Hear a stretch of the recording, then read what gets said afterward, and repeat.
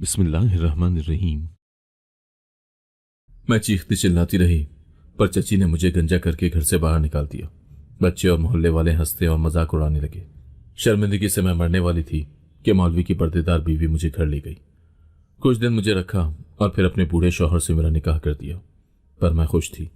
जब एक दिन मौलवी और उसकी पहली बीवी जो ही नमाज पढ़कर उठे, मैंने सफाई करने के लिए मुसल्ला उठाया तो मेरी रूह लरज उठी। मैं नूर हूं।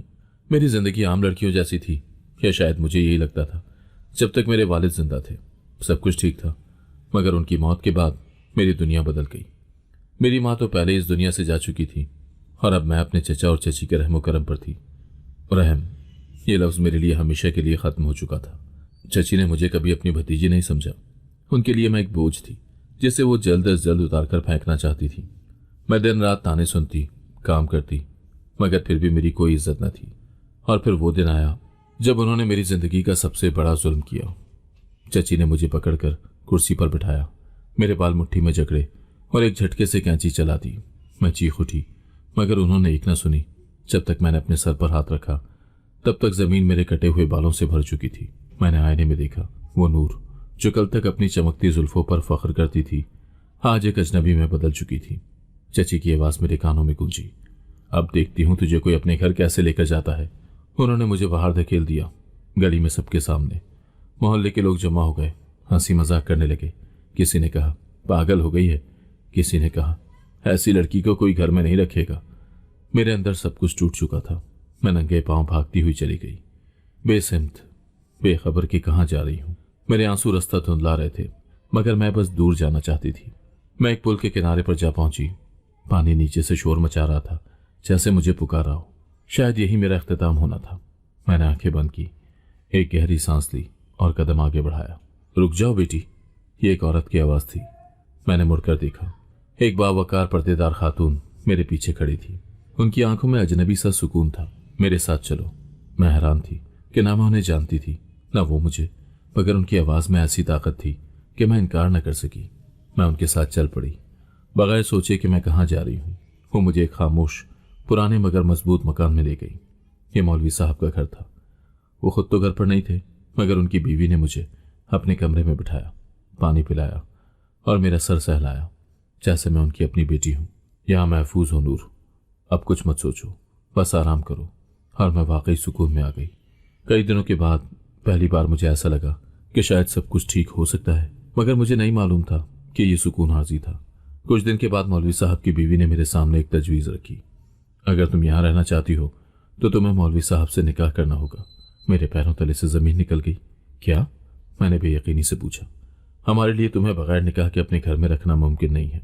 लोग बातें करेंगे, इल्ज़ाम लगाएंगे। मैं कुछ कह न सकी। मेरे पास और कोई रास्ता भी तो नहीं था। मैं घर जा नहीं सकती थी, सड़क पर रह नहीं सकती थी, और इस वक्त मुझे अपनी ज़िंदगी बचाने के अलावा कोई और हल नज़र नहीं आ रहा था। उसी रात मैंने निकाह कबूल कर लिया, मगर मुझे मालूम नहीं था कि ये शादी आम शादियों जैसी नहीं होगी। ये घर आम घरों जैसा नहीं था, और सबसे बढ़कर मौलवी साहब वैसे नहीं थे जैसे वो नजर आते थे। मैंने निकाह तो कर लिया, मगर मेरे दिल में सुकून की जगह बेचैनी ने ले ली थी। ये शादी मेरे इख्तियार में नहीं थी, बल्कि मेरी मजबूरी थी। मैंने मौलवी साहब को पहली बार उस रात सही तरीके से देखा। एक दराज कद, दुबली पतली शख्सियत, चेहरे पर घनी दाढ़ी, आंखों में गहरी संजीदगी और वो पुरस्रार खामोशी जो मेरे दिल में एक अजीब सा खौफ डाल रही थी। मौलवी साहब ने निकाह के बाद न कोई खुशी का इजहार किया, न कोई शफकत दिखाई। बस सर हिलाकर अपनी बीवी को इशारा दिया और कमरे से निकल गए। मुझे नहीं मालूम था कि ये रवैया उनकी तबीयत का हिस्सा था या मेरे लिए खास था। मैं दिल दिल में दुआ कर रही थी कि सब कुछ नॉर्मल हो जाए, मगर ये घर आम घरों जैसा नहीं था। शादी के बाद मैं मौलवी साहब के घर के बारे में जानने लगी। ये एक पुराना मगर मजबूत मकान था। लंबे दलान, ऊंची छतें, लकड़ी के भारी दरवाजे और दीवारों पर सजी कुरानी आयात और इस्लामी खताती।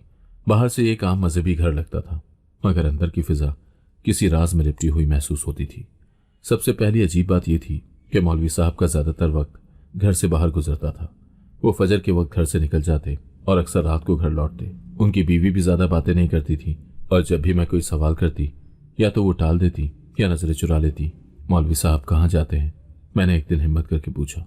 वो जैसे चौंक गई, फिर कुछ तवक्कुफ के बाद बोली, दीन के कामों में मसरूफ रहते हैं, लोगों की मदद करते हैं। ये जवाब मेरे सवालों को कम करने के बजाय मजीद बढ़ा गया। कैसी मदद? कौन लोग?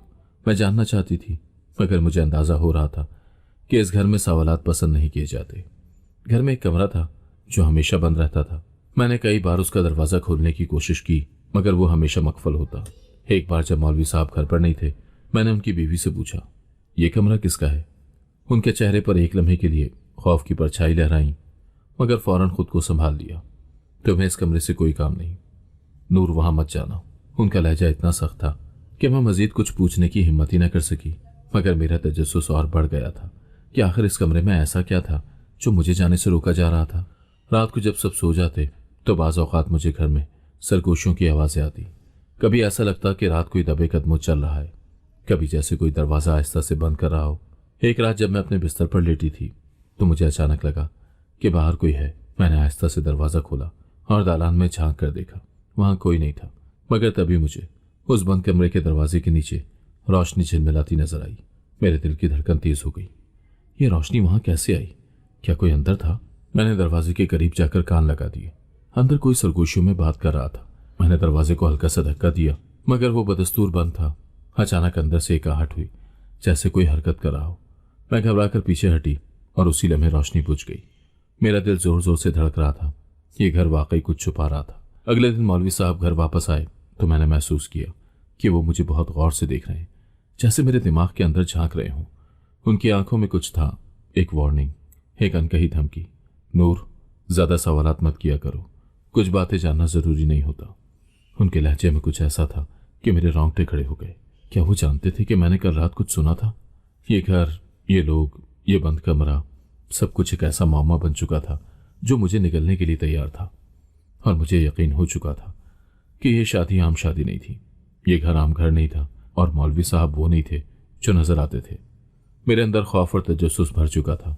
मैं जितना उस घर के राजों से बचने की कोशिश करती, उतने ही उनमें उलझती जा रही थी। बंद कमरा, मौलवी साहब की रातों को गैर हाजिरी, सरगोशियां और उनका पुरस्कार रवैया, सब कुछ मेरे दिल में एक अजीब सा शक पैदा कर रहा था। मगर सबसे बड़ा झटका मुझे उस दिन लगा जब मैंने वो मुसल्ला उठाया। मौलवी साहब फजर के बाद कहीं जा चुके थे और उनकी बीवी अपने कमरे में थी। मैंने नाश्ता खत्म किया और रोजमर्रा के कामों में लग गई। जैसे ही मैं सफाई के लिए दालान में आई, मेरी नज़र मुसल्ले पर पड़ी जो हमेशा एक खास कोने में रखा रहता था।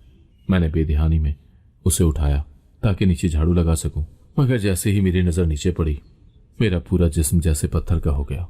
मेरी आंखें फटी की फटी रह गईं, हाथ लरसने लगे और मेरे हलक से एक दबी दबी चीख निकलने को थी, मगर मैंने खुद को रोक लिया। मुझे ऐसा लगा जैसे जमीन मेरे पैरों तले से निकल गई हो। मेरी सांसें बेतरतीब होने लगी और मैंने कांपते हाथों से वो मुसल्ला दोबारा नीचे रख दिया। मेरे दिल की धड़कन इतनी तेज हो चुकी थी कि मुझे लगा कि वो पूरे घर में सुनाई दे रही होगी। ये क्या था? ये कैसे मुमकिन था? मेरे जिस्म में कपकपी तारी हो चुकी थी। मैंने अपने अतराफ में देखा कि कहीं किसी ने मुझे देख तो नहीं लिया, मगर घर में मुकम्मल खामोशी थी। मुझे अभी कुछ नहीं कहना चाहिए, कुछ नहीं पूछना चाहिए। मैंने खुद को समझाने की कोशिश की। मैंने अपना काम जारी रखा, मगर मेरे दिमाग में सिर्फ एक ही सवाल गूंज रहा था। शाम को मैंने मौलवी साहब की बीवी पर गौर किया। मैंने महसूस किया कि वो कुछ उलझी हुई लग रही थी, जैसे किसी बात का दबाव महसूस कर रही हूँ। कहीं वो जानती तो ना थी कि मैंने मुसल्ला उठाया था। मेरे अंदर हिम्मत नहीं हो रही थी कि उनसे कुछ पूछूं, मगर मेरी नजरें बार बार उनके चेहरे को पढ़ने की कोशिश कर रही थी। अचानक वो मेरी तरफ मुतवज्जा हुई और बोली, नूर, आज तुम कुछ परेशान लग रही हो, सब ठीक है? मेरा दिल जोर से धड़का। शायद वो मेरा इम्तहान ले रही थी। मैंने खुद को संभाला और धीरे से कहा, जी मैं ठीक हूँ, बस जरा थकी हुई हूँ। उन्होंने मुझे गौर से देखा, जैसे मेरे चेहरे से सच्चाई पढ़ने की कोशिश कर रही हूँ। फिर आहिस्ता से बोली, यहाँ ज्यादा चीजों के बारे में सोचने की जरूरत नहीं। नूर, जो देखो उसे भूल जाया करो और जो सुनो उस पर बात मत किया करो। मेरे हाथ पैर बर्फ हो गए। रात के वक्त मौलवी साहब घर वापस आए। मैंने उनके चेहरे पर पहले से ज्यादा सख्ती महसूस की। वो हमेशा खामोश रहते थे, मगर आज उनकी खामोशी में एक अजीब सा खतरा महसूस हो रहा था। खाने के बाद वो अपने कमरे में चले गए और मैं अपने बिस्तर पर लेटकर सोने की कोशिश करने लगी, मगर नींद कहाँ आनी थी। मेरे जहन में वो मंजर बार बार घूम रहा था। मुसल्ले के नीचे वो चीज, ये घर, ये लोग, ये राज, ये सब मुझे एक गहरे अंधेरे में धकेल रहे थे। मैं फंस चुकी थी और ये बात अब साफ थी कि यहाँ कुछ न कुछ ऐसा जरूर था जो आम नहीं था। मैंने फैसला कर लिया था कि चाहे कुछ भी हो, मैं हकीकत जान कर रहूंगी। ये खौफ, ये पुरस्कारियत और सबसे बढ़कर वो चीज जो मैंने मुसल्ले के नीचे देखी थी, ये सब मुझे एक ऐसी गहराई में धकेल रहे थे जहां से वापसी शायद मुमकिन ना हो। मगर मैं पीछे हटने वालों में से नहीं थी, और इस घर में कुछ न कुछ ऐसा जरूर था जो आम नहीं था। वो कमरा जो हमेशा बंद रहता था, मैंने पहले भी कई बार उस कमरे के बारे में सोचा था, मगर अब उसकी अहमियत मेरे लिए और बढ़ गई थी। शायद जो कुछ मैंने मुसल्ले के नीचे देखा था, उसका ताल्लुक भी उसी कमरे से था। मौलवी साहब की बीवी ने मुझे सख्ती से मना किया था कि मैं उस कमरे के करीब भी ना जाऊं, मगर जैसे ही मुझे किसी चीज से रोका जाता, मेरा तजस्सुस और ज्यादा बढ़ने लगता था। रात के वक्त जब मौलवी साहब घर से बाहर थे और उनकी बीवी अपने कमरे में जा चुकी थी, मैं चुपके से बिस्तर से उठी। मैं नंगे पांव चलती हुई उस कमरे के करीब पहुंची जहां अक्सर रात के वक्त रोशनी नजर आती थी और कभी कभी सरगोशियां भी सुनाई देती थी। मेरा दिल जोर जोर से धड़कने लगा। मैंने कान लगाकर दरवाजे से अंदर आने वाली आवाजें सुनने की कोशिश की। कुछ लम्हों तक मुकम्मल खामोशी थी, मगर फिर सरगोशियां। हाँ, अंदर कोई बातें कर रहा था। मेरे हाथ पसीने से भीग चुके थे। मैंने आहिस्ता से दरवाजे के हैंडल को घुमाने की कोशिश की। ये बंद था, जैसे हमेशा होता था, मगर आज मुझे एक मुख्तलिफ एहसास हो रहा था। मैं वहां कुछ देर खड़ी रही, मगर फिर अचानक अंदर से एक आहट हुई, जैसे किसी ने दरवाजे के करीब आकर कदम रखा हो। मेरा दिल हलक में आ गया और मैं फौरन वहां से पलटकर अपने कमरे की तरफ भागी। अगले दिन जब मैं नाश्ते के दौरान मौलवी साहब की बीवी के पास बैठी, तो मैंने महसूस किया कि वो मुझे गौर से देख रही थी। नूर, तुम रात कहाँ थी? मैंने चौंक कर उनकी तरफ देखा। कहीं भी नहीं, मैं तो अपने कमरे में थी, मैंने घबरा कर कहा। उनके होंठ भिज गए और उनकी आंखों में एक अजीब सा तासुर उभरा। अगर तुम्हें अपनी जान प्यारी है तो अपनी हद में रहो। यह सुनकर मेरे बदन में सनसनी दौड़ गई। ये कमरा आखिर किसका था? यह सवाल अब मेरे दिमाग में बार बार गूंज रहा था। उस कमरे में आखिर क्या था जो मुझसे छुपाया जा रहा था? क्या वहां कोई था या कोई ऐसी चीज जो आम लोगों के लिए नहीं थी? मैंने सोच लिया था कि मैं इस रात से पर्दा उठाकर रहूंगी, चाहे उसकी कोई भी कीमत क्यों न चुकानी पड़े। खौफ, तजस्सुस और बेयकीनी मेरे दिमाग को मफलूज कर रहे थे। उस घर में कुछ ऐसा था जो मेरी समझ से बाहर था, और सबसे ज्यादा हैरानकुन बात यह थी कि मौलवी साहब हर रात कहाँ जाते थे। मैंने अब तक उन्हें दिन में बहुत कम देखा था। वो फजर की नमाज के बाद फौरन निकल जाते और रात गए लौटते। मैंने उनकी बीवी से कई बार पूछने की कोशिश की, मगर उनका एक ही जवाब होता, वो दीन के कामों में मसरूफ रहते हैं। एक रात जब मैं सोने के लिए लेटी हुई थी, अचानक दरवाजे की चरचराहट सुनाई दी। मैंने चादर के अंदर से देखा। मौलवी साहब आहिस्ता से बाहर निकल रहे थे। मैंने दिले दिल में वक्त का अंदाजा लगाया। रात के 2 बज रहे थे। ये पहली बार नहीं था कि वो इस वक्त जा रहे थे, मगर आज मैंने फैसला कर लिया था कि उनका पीछा करके देखूंगी कि वो कहाँ जाते हैं। मैंने जल्दी से चादर ओढ़ी और नंगे पांव आहिस्ता से दरवाजा खोलकर बाहर निकली। उनके कदमों की आवाज सुनने की कोशिश की। वो आंगन पार करके दरवाजे की तरफ जा रहे थे। मैं सांस रोककर एक कोने में छुप गई। जैसे ही वो बाहर निकले, मैं भी दबे कदमों पीछे चलने लगी। गली सुनसान थी, चांदनी रात थी, मगर फिजा में एक अजीब सा खौफ था।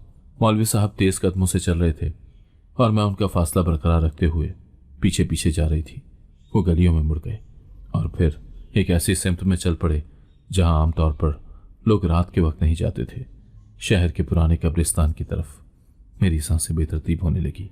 मौलवी साहब इस वक्त कब्रिस्तान में क्या करने जा रहे थे? मेरा दिल चाह रहा था कि वापस पलट जाऊं, मगर मैं जानना चाहती थी कि ये सब क्या हो रहा है। मैंने एक बड़ी झाड़ी के पीछे पनाह ली और छुप कर देखने लगी। मौलवी साहब सीधा एक पुरानी और उधड़ी हुई कब्र के करीब जाकर रुके। वहां पहले से 3 आदमी मौजूद थे और वो सरगोशियों में बात कर रहे थे। ये कौन लोग थे? मौलवी साहब ने अपनी जेब से कुछ निकालकर उनके हाथ में दिया। मैं पूरी कोशिश कर रही थी कि सुन सकूं, मगर अल्फाज वाज़ेह नहीं थे। मगर फिर भी मैंने एक जुमला सुना जिसने मेरे बदन में सनसनी दौड़ा दी। ये काम खत्म होते ही हमें अगले नाम की तैयारी करनी है। अगला नाम? क्या ये लोग किसी को मारने की साजिश कर रहे थे? मैंने सख्ती से अपने मुंह पर हाथ रख लिया ताकि मेरी सांसों की आवाज बाहर ना जाए। मेरे अंदर खौफ की एक लहर दौड़ गई थी। मैं वहां से पलटने ही वाली थी कि अचानक मौलवी साहब की नजरें सीधी मेरी छुपने की जगह पर आ गई। मेरे दिल की धड़कन तेज हो गई। मैं वहां एक पल के लिए जम गई, मगर मौलवी साहब ने चंद लम्हों के बाद अपनी नजरें हटा ली और दोबारा अपने साथियों की तरफ मुतवज्जह हो गए। ये मेरा मौका था। मैं आहिस्ता से पीछे हटी, दीवार के साथ लगकर अंधेरे में गुम होने की कोशिश की और फिर जितनी तेजी से मुमकिन था घर की तरफ दौड़ पड़ी। मैंने घर वापस पहुंचकर दरवाजा आहिस्ता से बंद करके अपने कमरे में आ गई। मेरा सांस फूला हुआ था, दिल धड़क रहा था और हाथ लरस रहे थे। ये सब क्या था? मौलवी साहब किस चीज में मुलविस थे? मैंने जो कुछ कब्रिस्तान में सुना वो किसी घिनौने जुर्म का इशारा था। अब मैं मजीद खामोश नहीं रह सकती थी। मुझे इस राज को खोलना था, मगर मैं जानती थी कि अगर मैंने जरा भी गलत कदम उठाया तो इस घर में मेरी जिंदगी खतरे में पड़ सकती है। रात भर मैं सो न सकी। कब्रिस्तान में जो कुछ देखा और सुना वो एक लम्हे के लिए भी मेरे जहन से नहीं निकल रहा था। मैंने मौलवी साहब को हमेशा एक खामोश, संजीदा और मजहबी शख्स के तौर पर देखा था, मगर जो कुछ मैंने अपनी आंखों से देखा था वो किसी भी तरह एक नेक और शरीफ इंसान की सरगर्मियां नहीं लग रही थी। ये काम खत्म होते ही हमें अगले नाम की तैयारी करनी है। ये अल्फाज मेरे दिमाग में बार बार गूंज रहे थे। फजर के वक्त दरवाजे की चरचराहट सुनाई दी। मैं अपने कमरे में दुबक कर बैठ गई और सांस रोककर उनके कदमों की आवाज़ें सुनने लगी। वो आहिस्ता आहिस्ता अंदर दाखिल हुए और सीधा अपने कमरे में चले गए। मैंने दबे कदमों जाकर दरवाजे की तरफ से झांका। मौलवी साहब ने अपनी जेब से कुछ कागजात निकाले और अलमारी में रख दिए।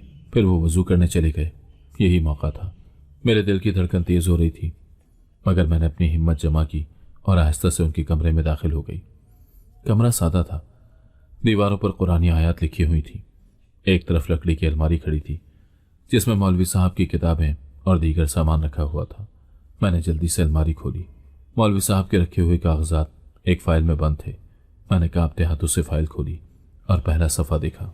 ये मुख्तलिफ नामों की फहरिस्त थी। हर नाम के साथ एक तारीख लिखी हुई थी और कुछ नामों के आगे निशान लगे हुए थे, जैसे वो मुकम्मल हो चुके हों। मैंने चंद नामों को गौर से पढ़ा और फिर मेरे पैरों तले से ज़मीन निकल गई। ये वही नाम थे जो पिछले चंद महीनों में लापता हो चुके थे। मेरी आंखों के सामने अंधेरा छाने लगा। मैंने जल्दी से फाइल बंद करके वापस रखने लगी, मगर तभी पीछे से एक सख्त आवाज़ आई। तुम यहाँ क्या कर रही हो? मेरा जिस्म कांप उठा। मौलवी साहब की बीवी दरवाजे पर खड़ी थी। उनकी आंखों में गुस्सा और खौफ वाज़ेह था। क्या तुम्हें मना नहीं किया था कि ज़्यादा तजस्सुस मत दिखाओ? उनका लहजा सर्द था। मैंने हकलाते हुए कहा, मैं बस सफाई कर रही थी। उन्होंने मेरी आंखों में झांका और आहिस्ता से बोली, नूर, अगर तुम्हें अपनी जान प्यारी है तो इन चीज़ों से दूर रहो। यहाँ जो कुछ हो रहा है वो तुम्हारे समझने की चीज़ नहीं है। मेरा दिल ज़ोर ज़ोर से धड़क रहा था। मगर ये नाम, ये लोग कौन है? मैंने हिम्मत करके पूछा। उन्होंने एक गहरी सांस ली, जैसे कुछ कहना चाहती हूँ, मगर फिर सर झटक दिया। बस इतना जान लो कि ज़्यादा जानना तुम्हारे लिए ख़तरनाक होगा। मौलवी साहब जो कुछ करते हैं वो सिर्फ अल्लाह की रज़ा के लिए करते हैं। ये कहकर वो पलट गई, मगर मैं जानती थी कि वो भी कुछ छुपा रही थी। मैं खतरे में थी। ये बात अब वाज़ेह हो चुकी थी कि मैं एक ऐसे खेल का हिस्सा बन चुकी थी जो मेरी समझ से बाहर था। ये घर, ये बंद कमरा, मुसल्ले के नीचे छुपी चीज़, कब्रिस्तान की मुलाकातें और अब ये कागजात, सब कुछ किसी न किसी तरह आपस में जुड़ा हुआ था। और सबसे ज़्यादा खौफनाक बात यह थी कि मैं उनके राजों के बहुत करीब पहुंच चुकी थी और शायद ये मेरे लिए जानलेवा साबित हो सकता था। मेरे लिए अब पीछे हटना मुमकिन नहीं था। मैंने मौलवी साहब के कमरे में जो कागजात देखे थे वो किसी आम लिस्ट का हिस्सा नहीं थे। ये वही नाम थे जो हालिया महीनों में लापता हो चुके थे। और सबसे ज़्यादा खौफनाक बात यह थी कि उन नामों के साथ मखसूस तारीखें दर्ज थीं। कुछ तारीखें गुजर चुकी थीं, जबकि कुछ आने वाले दिनों की थी। क्या उन नामों के आगे निशान लगने का मतलब ये था कि ये लोग मर चुके थे?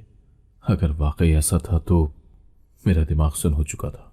मौलवी साहब की बीवी ने मुझे वार्निंग दे दी थी। उनकी आंखों में एक अजीब सा खौफ और सख्ती थी, जैसे वो मुझे मजीद सवालात करने से रोकना चाहती हूँ।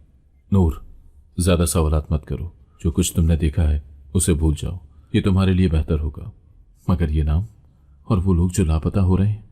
मैंने हिम्मत करके पूछा। उन्होंने मेरी तरफ देखा। उनकी नज़रें सर्द और सख्त थीं। नूर, तुम नहीं जानती कि तुम किस दलदल में कदम रखने जा रही हो। बाज राज ऐसे होते हैं जिन्हें जानने का मतलब मौत होता है। उनके अल्फाज ने मेरे दिल में एक खौफनाक लहर दौड़ा दी।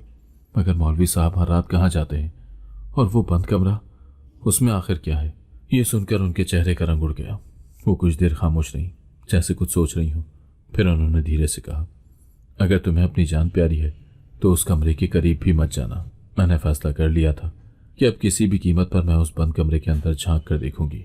वो दरवाज़ा हमेशा लॉक रहता था, मगर उस रात जब सब सो गए मैं चुपके से कमरे के करीब पहुंची। मेरा दिल तेजी से धड़क रहा था। मैंने दरवाजे के हैंडल को आहिस्ता से घुमाने की कोशिश की। बंद।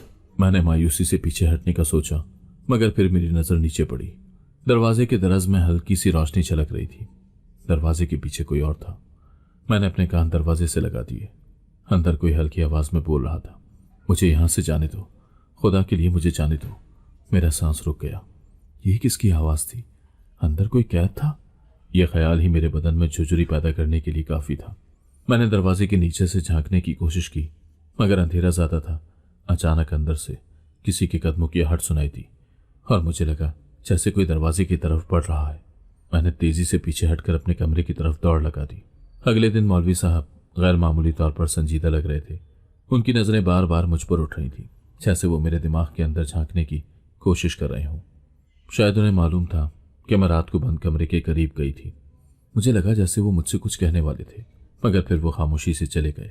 मगर अब एक बात वाज़ेह हो चुकी थी, उस घर में कुछ न कुछ ऐसा हो रहा था जिसे छुपाया जा रहा था, और सबसे बड़ी सच्चाई उस बंद कमरे में दफन थी। मेरे लिए अब खतरा मजीद बढ़ चुका था। मैं जितना हकीकत के करीब पहुंच रही थी, उतना ही मेरे लिए खतरा बढ़ रहा था। उस बंद कमरे में कैद शख्स वही था जिसे मारने की तैयारी की जा रही थी। मैंने एक फैसला कर लिया था, मैं उस कमरे के अंदर जाकर हकीकत जान कर रहूंगी, चाहे उसके लिए मुझे कोई भी कीमत क्यों न चुकानी पड़े। खौफ और तजस्सुस मेरे दिमाग में एक साथ सरायत कर चुके थे। मैंने मौलवी साहब के कमरे में मौजूद फाइल में उन नामों को देखा था जो पिछले कुछ महीनों में लापता हो चुके थे। मैंने रात के अंधेरे में कब्रिस्तान में उनकी पुरस्कार मुलाकात देखी थी। मैंने सुना था कि बंद कमरे के अंदर कोई मौजूद है जो वहां से निकलना चाहता है। अगली रात मैंने महसूस किया कि मौलवी साहब ज्यादा चौकन्ने हो गए थे। उनकी नज़रों में सख्ती थी। वो मुझ पर पहले से ज्यादा गहरी नजर रख रहे थे, जैसे उन्हें मुझ पर शक हो गया हो। मैंने अपनी हरकत को मामूल पर रखने की कोशिश की, मगर मैं जानती थी कि अगर मैंने कोई भी गलत कदम उठाया तो मेरी जान को खतरा लाक हो सकता था। मौलवी साहब की पहली बीवी का रवैया भी बदला बदला सा लग रहा था। वो ज्यादा खामोश हो गई थी और मुझे नजरअंदाज करने की कोशिश कर रही थी। जब भी मैं उनसे बात करने की कोशिश करती, वो मुख्तसर जवाब देकर बात खत्म कर देती।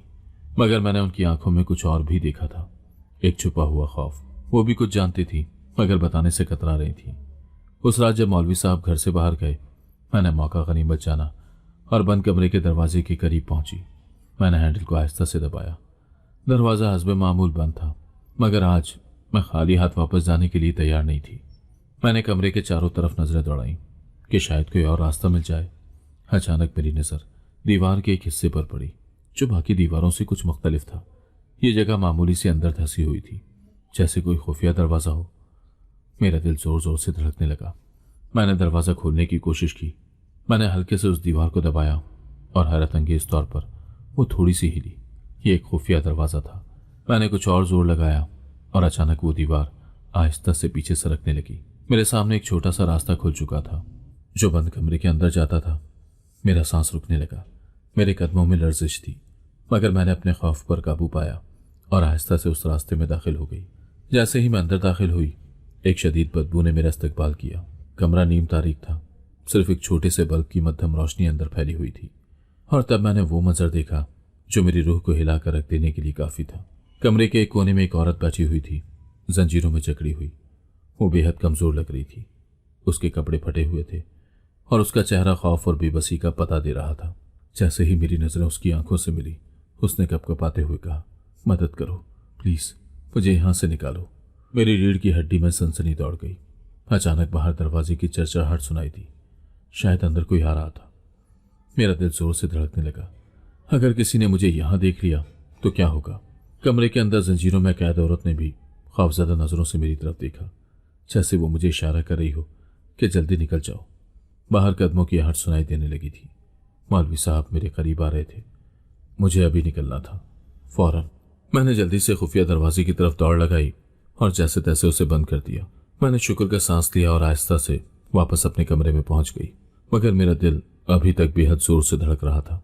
मौलवी साहब के घर में गुजारे गए दिनों में मैंने जितना उनके बारे में जाना, उतना ही मेरे अंदर खौफ और बेयकीनी बढ़ती गई। ये शादी, ये घर, मौलवी साहब की रातों को गैर हाजिरी और सबसे बढ़कर वो मुसल्ला जिसके नीचे मैंने कुछ ऐसा देखा था जिसने मेरी रूह को हिलाकर रख दिया था। मगर मैं ये जान चुकी थी कि कुछ तो गलत है। ये घर सिर्फ एक आम घर नहीं था। यहाँ पर हर कोने में एक राज छुपा था और मैं जानती थी कि जब तक मैं इन राजों को नहीं खोलूंगी, मैं कभी सुकून से नहीं जी सकूंगी। मैंने एक बार फिर मौलवी साहब की पहली बीवी के रवैये पर गौर करना शुरू किया। वो हमेशा चुपचाप अपने कामों में मसरूफ रहती थी। जब मैंने उनसे मौलवी साहब की गैर हाजिरी के बारे में पूछा तो उन्होंने बस इतना कहा कि ये बातें तुम्हारे समझने की नहीं है। नूर, बेहतर होगा कि ज्यादा सवाल ना करो। उनकी आंखों में खौफ था, जैसे वो कुछ जानती थी मगर जबान पर नहीं ला सकती थी। मगर तुम इस घर में कितने सालों से रह रही हो? तुम्हें तो सब मालूम होगा, मैंने दबे दबे अल्फाज में पूछा।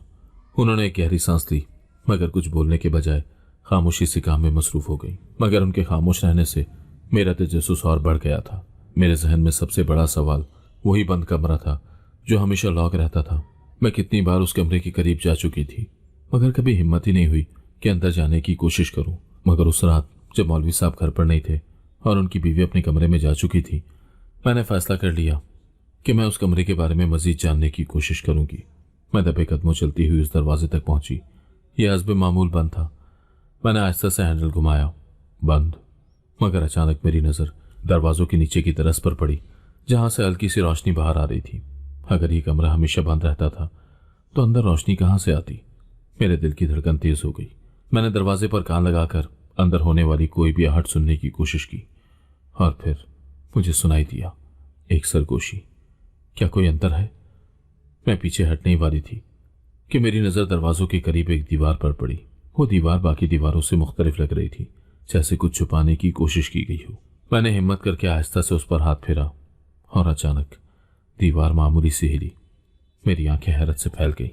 मेरा सांस बेतरतीब हो चुका था, मगर मैंने अपने खौफ पर काबू पाया और धीरे धीरे उस दीवार को और पीछे धकेला। जैसे ही वो थोड़ी और खुली, एक छोटा सा रास्ता नजर आया जो सीधा बंद कमरे के अंदर जाता था। ये क्या था? मैंने जल्दी से अंदर कदम रखा और जैसे ही मेरी नजरें कमरे के अंदरूनी मंजर पर पड़ी, मेरा दिल हलक में आ गया। यह एक आम कमरा नहीं था। यह एक लकड़ी की पुरानी अलमारी थी, एक पुरानी जायनमाज, और दीवारों पर बहुत सी बंद अलमारियां थीं, जैसे किसी चीज को छुपाने के लिए इस्तेमाल की गई हो। और फिर मेरी नजर एक और दरवाजे पर पड़ी। यह एक और बंद दरवाजा था जो शायद उस कमरे के अंदर किसी और जगह को जाता था। यह कमरा 2 हिस्सों में बटा हुआ था। मैंने जल्दी से इधर उधर नजर दौड़ाई, मगर कमरा खाली था। क्या मैं इस बंद दरवाजे को खोलूं? मैंने एक लम्हे के लिए सोचा। नहीं, मुझे अभी और मालूमात दरकार थी। मैंने जल्दी से पीछे हटने की कोशिश की, मगर जैसे ही मैं मुड़ी, किसी के कदमों की आहट सुनाई दी। मौलवी साहब वापस आ चुके थे। मेरा दिल जोर जोर से धड़कने लगा। मैंने घबराकर खुफिया रास्ते की तरफ देखा और आहिस्ता से दीवार को धकेल कर बंद कर दिया। अब मैं बंद कमरे के अंदर मौजूद थी, मगर मौलवी साहब को अगर जरा भी शक हो गया कि मैं यहाँ हूँ तो मेरा अंजाम कुछ भी हो सकता था। उनके कदमों की आवाज़ दरवाजे के करीब आकर रुक गई। यहाँ कौन है? उनकी सख्त आवाज़ सुनकर मेरा सांस रुक गया। खौफ का नया दरवाज़ा खुलने वाला था। मेरे पास वक्त कम था। मैंने दीवार के साथ लगकर सोचा कि क्या मैं मजीद यहाँ रुकूं या यहाँ से भागने की कोशिश करूं। मगर मैं ये भी जानती थी कि अगर मैं आज रुक गई तो शायद कभी सच्चाई जान ही ना पाऊं। और सबसे बड़ा सवाल अब भी बाकी था। मुसल्ले के नीचे जो मैंने देखा था, उसका इस सबसे क्या ताल्लुक था? मेरे जिस्म में खौफ की एक लहर दौड़ गई जब मौलवी साहब के कदमों की आवाज़ बंद कमरे के दरवाजे के बिल्कुल करीब आकर रुक गई। यहाँ कौन है? उनकी सख्त आवाज़ ने मेरे दिल की धड़कन मजीद तेज कर दी। मैं बंद कमरे में थी, एक ऐसी जगह जहां पर मुझे हरगिज नहीं होना चाहिए था, और अगर वो मुझे यहाँ देख लेते तो शायद मैं जिंदा भी ना बचती। मैंने जल्दी से इर्द गिर्द देखा। कोई छुपने की जगह, कोई दूसरा रास्ता। दरवाजे की एक तरफ वही पुरानी अलमारी थी जो गर्द से अटी हुई थी। मैंने जल्दी से उसके पीछे पनाह ले ली और सांस रोक कर बैठ गई। मौलवी साहब ने दरवाजे का हैंडल घुमाया, मगर दरवाज़ा बंद था। मौलवी साहब की सरगोशी, कोई और भी है? क्या तुमने कुछ सुना? मेरे दिल हलक में आ गया। वो किससे बात कर रहे थे? मेरे जिस्म में खौफ मजीद सराहियत कर गया, मगर मेरा तजस्सुस भी बढ़ने लगा था। मैंने आहिस्ता से दीवार की तरफ हाथ बढ़ाया। जैसे ही मेरा हाथ पीछे वाले दरवाजे पर पड़ा, मेरा दिमाग सुन हो गया। यह दरवाज़ा हल्का सा खुला हुआ था।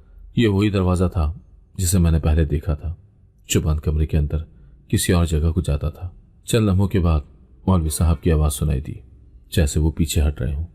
यहाँ कुछ नहीं है, मगर हमें अब ज़्यादा एहतियात बरतनी होगी। उनके कदमों की आवाज़ धीरे धीरे दूर होने लगी। मैं बच गई थी फिलहाल, मगर यह वाज़ेह था कि उन्हें किसी न किसी चीज़ का शक हो चुका था। जब उनकी मौजूदगी महसूस न हुई, मैंने जल्दी से अलमारी का दरवाज़ा खोला और अंदर झांक कर देखा। यहाँ कागजात और कुछ पुरानी चीज़ें रखी हुई थी, मगर एक चीज़ ने मेरा सांस रोक दिया। वही फाइल जिसमें वो पुरस्कार नाम दर्ज थे। मैंने जल्दी से वो फाइल निकाली और अगले सफ़े पर नज़र दौड़ाई। मेरे दिल की धड़कन रुक गई। उसमें एक नई तारीख दर्ज थी, कल की तारीख, और उसके आगे लिखा था आखिरी मरहला। यह आखिरी मरहला क्या था? ये फाइल, वो बंद दरवाज़ा, मौलवी साहब का रातों को गायब रहना, मुसल्ले के नीचे कुछ छुपाया जाना, ये सब आपस में जुड़ा हुआ था। मगर असल हकीकत क्या थी? मेरी उंगलियां कांप रही थीं, मगर मैंने दरवाजे को आहिस्ता से धकेला। ये खुलने लगा। मुझे एक ठंडी हवा का झोंका महसूस हुआ, जैसे मैं किसी और ही दुनिया में दाखिल होने वाली थी। मौलवी साहब के दरवाजे पर आना मेरी सबसे बड़ी बदकिस्मती थी। मेरे हाथों में वो फाइल थी जिसमें लापता अफराद के नाम दर्ज थे, और सामने जमीन पर मुसल्ले के नीचे खाली कढ़ा और खून के धब्बे पड़े थे। मेरे जहन में एक ही ख्याल था, मौलवी साहब कातिल हैं। तो तुमने सब कुछ जान लिया नूर? उनकी गहरी और सख्त आवाज ने मेरी सांसें रोक दी। ये सब क्या है? आप इन लोगों के साथ क्या कर रहे हैं? मैंने कांपती आवाज में कहा। उन्होंने आहिस्ता आहिस्ता मेरे करीब आना शुरू किया। उनके चेहरे पर ना गुस्सा था ना नरमी, बस एक अजीब सी संजीदगी थी, जैसे वो कुछ सोच रहे हो। तुम गलत चीजों पर ध्यान दे रही हो नूर। जो तुम देख रही हो वही सच नहीं होता। मगर ये नाम, ये लापता लोग और ये खून और वो औरत कहाँ गई जिसको जंजीरों से बांध कर रखा था? मैंने कमरे की तरफ इशारा किया। मौलवी साहब चंद लम्हे खामोश रहे, फिर गहरी सांस लेकर बोले, तुम्हें आज सब कुछ पता चल जाएगा, मगर शर्त यह है कि तुम मुझ पर यकीन करोगी और मेरे साथ चलोगी। कहाँ? मैंने मशकूक नजरों से पूछा। उस बंद दरवाजे के पीछे। मेरे कदम पीछे हटे। मैं आप पर कैसे यकीन कर सकती हूँ? अगर मैं तुम्हें नुकसान पहुंचाना चाहता तो अब तक पहुंचा चुका होता, मगर सच्चाई तुम्हें खुद देखनी होगी।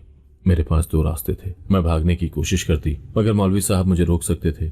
दूसरा, मैं उनके साथ जाती और खुद देखती कि आखिर वो क्या छुपा रहे थे। मेरे दिमाग में अब भी यही था कि वो किसी खतरनाक साजिश में मुलविस हैं, लेकिन अगर मैं सच ना जानती तो मैं हमेशा शक में रहती। मैंने हिम्मत करके सर हिला दिया। ठीक है, मैं चलती हूँ। मौलवी साहब ने इस बात में सर हिलाया और आगे बढ़े।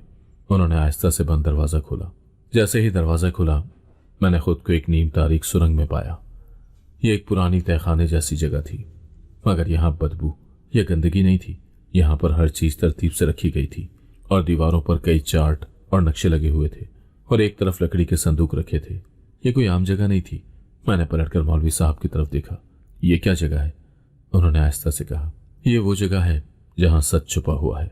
मैंने चारों तरफ गौर से देखा और फिर एक ऐसा मंजर देखा जो मेरे लिए हैरानकुन था। सामने चंद औरतें और बच्चे बैठे थे। वो सब जिंदा थे। मेरे जहन में तो ये था कि मौलवी साहब लोगों को कत्ल कर रहे हैं, मगर यहाँ तो मामला उलट था। ये सब लोग सहमी हुई हालत में थे, मगर उनके चेहरों पर अजीब सा इत्मीनान भी था, जैसे वो किसी खौफनाक हकीकत से बचकर यहाँ आए हों। ये कौन थे? क्या ये वही लोग थे जो लापता अफराद करार दिए गए थे? मौलवी साहब ने मेरे तासुरात देखकर एक गहरी सांस दी। नूर, जो कुछ तुमने देखा और समझा वो हकीकत का सिर्फ एक रुख था, तो असल हकीकत क्या है? मैंने बेचैनी से पूछा। ये सब लोग वो हैं जिन्हें उनके अपने घर वाले मार देना चाहते थे। ये मजलूम है जो माशरे के जुल्म से भागकर यहाँ पनाह लेने आए हैं। क्या? मैं हैरत से उछल पड़ी। मौलवी साहब ने एक दीवार की तरफ इशारा किया जहां एक चार्ट पर मुख्तलिफ नाम दर्ज थे। ये वही नाम थे जो मैंने फाइल में देखे थे। ये वो लड़कियां और औरतें हैं जिन्हें गैरत के नाम पर कत्ल होने से बचाया गया है। हर मुसल्ले के नीचे वो खाली गढ़ा और वो खून। मौलवी साहब ने एक लम्हे को तवक्कुफ किया, फिर बोले, हर महीने जब हम किसी को बचाने में कामयाब हो जाते हैं तो हम मुसल्ले के नीचे से वो शनाख्ती दस्तावेज निकाल देते हैं जो साबित करती हैं कि वो शख्स अब मर चुका है, ताकि वो माशरे की नज़रों से गायब हो सके। मेरी दुनिया उलट चुकी थी।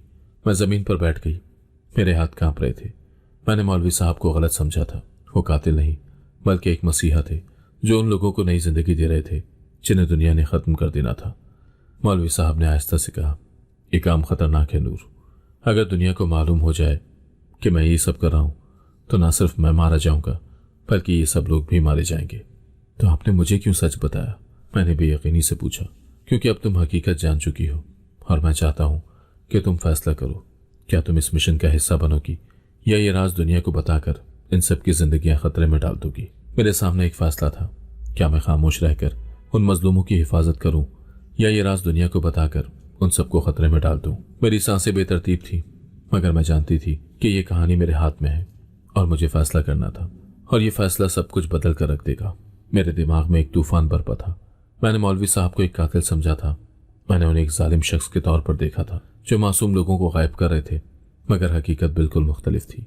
ये सब लोग, ये औरतें और वो बच्चे वो लापता अफराद नहीं थे जो मार दिए गए थे, बल्कि वो थे जिन्हें मौत के मुंह से निकाला गया था। मौलवी साहब न सिर्फ उन्हें पनाह देते थे बल्कि उनकी नई शनाख्त बनाने में भी मदद करते थे ताकि वो अपने पुराने जालिम रिश्तेदारों की पहुंच से दूर हो जाए। नूर, अब तुम सब कुछ जान चुकी हो। अब फैसला तुम्हारे हाथ में है, मौलवी साहब ने कहा। मेरे सामने दो रास्ते थे। मैं खामोश रहूं मौलवी साहब के राज की हिफाजत करूं और उन बेसहारा लोगों को बचाने में उनका साथ दूं, या ये सब दुनिया के सामने ले आऊं, पुलिस को बता दूं और कानून को अपना काम करने दूं, चाहे उसके नतीजे में ये सब लोग खतरे में क्यों ना पड़ जाएं। मैं क्या करूं? मैंने उन औरतों की तरफ देखा जो खौफजदा आंखों से मुझे देख रही थी। अगर मैं दुनिया को बता दूं तो क्या होगा? मैंने धीमे लहजे में पूछा। मौलवी साहब ने गहरी सांस ली। अगर पुलिस को मालूम हो जाए कि हम इन औरतों को छुपा रहे हैं तो वो उन्हें वापस इनके घर भेज देगी। और तुम्हें पता है कि इनके घर क्या है? मैंने एक औरत की तरफ देखा जो रो रही थी। मेरा बाप और भाई मुझे मारने के दर पे थे। अगर मैं वापस जाऊंगी तो वो मेरी लाश भी नहीं छोड़ेंगे। मैंने अपनी मुट्ठियां सख्ती से बंद कर ली। ये इंसाफ नहीं था। कानून उन लोगों को बचाने के बजाय इन्हें उन्हीं कातिलों के हवाले कर देता जिससे वो भाग कर आए थे। मैं किसी को कुछ नहीं बताऊंगी। मौलवी साहब ने मेरी आंखों में देखा और उनकी नजरों में एक नरम मुस्कुराहट उभरी। यह आसान रास्ता नहीं है नूर। अगर तुम हमारे साथ काम करोगी तो तुम्हारी अपनी जान भी खतरे में होगी। मैंने सर उठाया। अगर मैं खामोश रही तो और कितनी लड़कियां मार दी जाएंगी। मैं नहीं चाहती कि और कोई नूर फातिमा ऐसी जिंदगी गुजारे जैसी मैंने गुजारी है। मौलवी साहब ने सर हिलाया। तो फिर आज से तुम हमारे मिशन का हिस्सा हो। ये कहानी यहाँ खत्म नहीं हुई। मैंने मौलवी साहब के साथ उन लोगों को बचाने का अहद कर लिया जिन्हें माशरा मिटा देना चाहता था। मैंने अपनी जिंदगी एक नए मकसद के लिए वक्फ कर दी। ये दुनिया हमेशा सच और झूठ के दरमियान उलझी रहेगी, मगर मैंने सच का साथ देने का फैसला कर लिया था। ये इख्तिताम नहीं बल्कि एक नई शुरुआत थी। ये कहानी एक सनसनीखेज सफर थी जो आखिर में एक बड़े समाजी मसले की हकीकत को बेनकाब करती है। हमेशा वही सच नहीं होता जो हमें नजर आता है। खामोशी एक जुर्म भी हो सकती है, मगर कभी कभी सच छुपाना भी किसी की जिंदगी बचा सकता है। नूर ने सच जाना और उसके बाद एक बड़ा फैसला किया। वो फैसला जो ना सिर्फ उसकी जिंदगी बल्कि कई और जिंदगियों को बचा सकता था। आप होते तो क्या करते? कमेंट सेक्शन में हमें लाजमी बताएं। अगर आपको आज की कहानी पसंद आई है तो वीडियो को जरूर लाइक कीजिएगा और अपने दोस्तों के साथ भी शेयर कीजिएगा। और हां, अगर आपने अभी तक हमारा चैनल सब्सक्राइब नहीं किया तो जरूर सब्सक्राइब करें। मिलते हैं कल एक नई और दिलचस्प कहानी के साथ। अल्लाह हाफिज।